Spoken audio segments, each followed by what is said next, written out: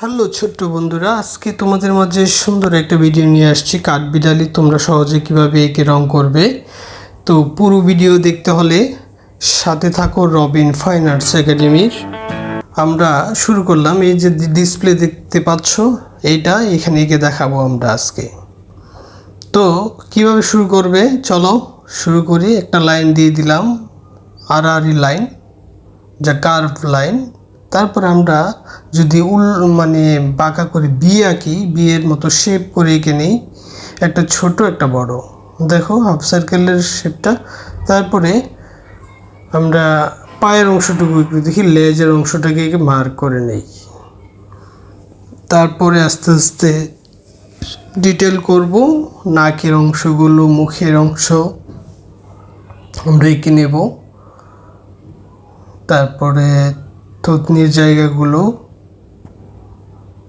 হাত দিয়ে সে কাঠবিড়ালি পেয়ারা খাচ্ছে এমন ভিডিওটাই আমরা আজকে ড্র করে দেখাবো। পাশাপাশি পেন্সিল স্কেচ দেখাবো, কালার পেন্সিল। তো হাতগুলোকে দেখো, লক্ষ্য করো কিভাবে আমি দিচ্ছি। এভাবে তোমরা আস্তে আস্তে ডিটেলে করে নেবে। তারপর হাতে একটা পেয়ারা খাচ্ছে এমনটা এঁকে নিলাম। তারপরে পায়ের অংশটা, এটাকে একটু ভালো করে দেখে নেবে, এঁকে নেবে। ভুল হলে প্রয়োজনে মুছে নেবে ইরেজার দিয়ে। তো তারপরে লেজের যে জায়গাটা, এটা খুবই একটু ডোরা কাটার মতো, একটু দেখো কাটা কাটা।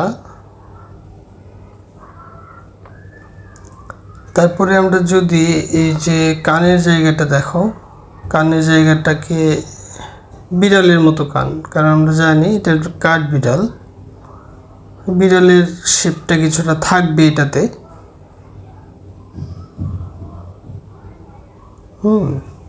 তারপরে আস্তে আস্তে লেজের বাঁকা হয়ে সুন্দর করে আছে আমরা ড্রয়িং করে নেব। চোখটা এঁকে নিলাম। তো এটা মোটামুটি ড্রয়িংটা। মুখে এক পেয়ারা খাচ্ছে এরকম আছে, ওই পাশে হাত, ডালটা এঁকে নিচ্ছে, যে ডালে বসে খাচ্ছে। উপরে দুইটা লাইন, দুইটা ডাল, দুই দিকে চলে গেছে। তারপরে পেয়ারা, উপরে পেয়ারা আছে, যেখান থেকে পেরে পেরে সে স্বাধীন মতো করে খাচ্ছে, তাকে বাধা দেওয়ার কেউ নেই।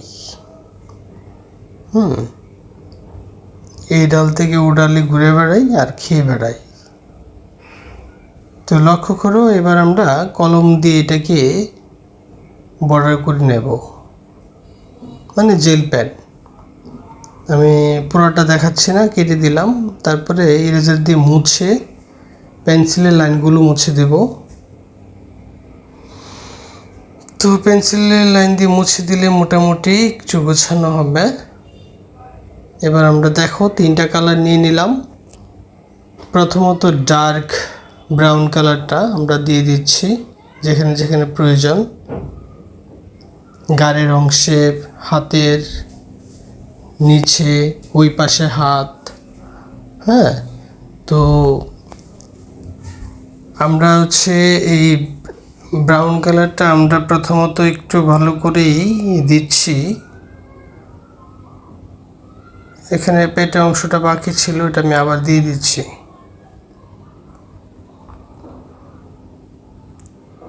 তো এইটা আসলে ভালো করে লক্ষ্য করার বিষয়।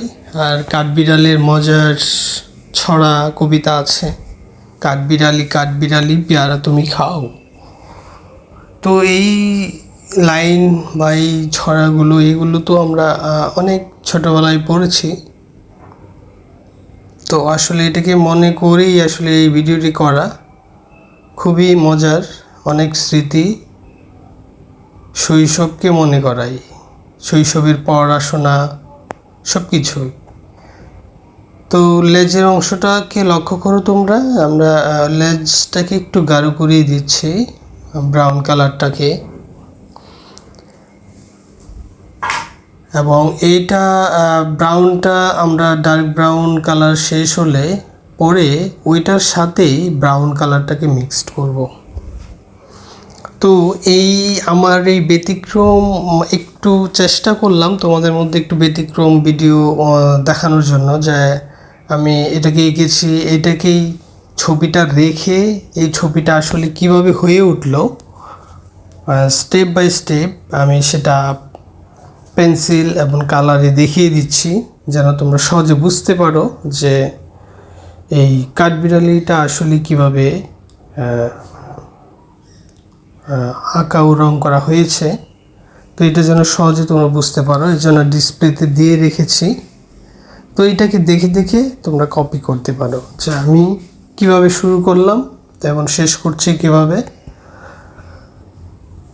আর তোমাদের কাছে যদি মনে হয় যে এটা খুবই সহজ বা আগের থেকে আরও একটু নতুনত্ব, বা এটা খুবই আগের চেয়ে বেশি ভালো বা আগের চেয়ে খারাপ হলেও জানাতে পারো।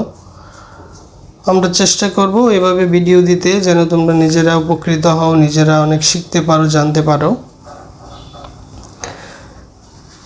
তো এজন্য অনেক প্র্যাকটিস দেখতে হবে, শিখতে হবে, এবং প্রথম ফার্স্ট টু লাস্ট ভিডিওর একদম স্টেপ বাই স্টেপ বিষয়গুলো যদি কয়েকবার ভালোভাবে দেখো, আশা করছি তোমাদের কাছে এই বিষয়গুলা কালার পেন্সিল স্কেচগুলো খুবই সহজ মনে হবে। তো লক্ষ্য করো যে আসলে আমি এই যে দিচ্ছি আস্তে আস্তে কিন্তু এগোচ্ছে কালারটা। এখন ব্রাউনটা দিচ্ছি। তো ব্রাউনের শেষে আমরা হচ্ছে ইয়েলো ওয়াকার কালারটা নেব। এই যে ইয়েলো ওয়াকার কালারটা, এটা হচ্ছে যেটাকে গোল্ডেন কালারও বলতে পারো, যেটাকে মিক্সড করছি শেষের দিকে। তো ওইটা হচ্ছে একদম ফাইনাল, শেষে এটা দিয়ে মিক্সড করে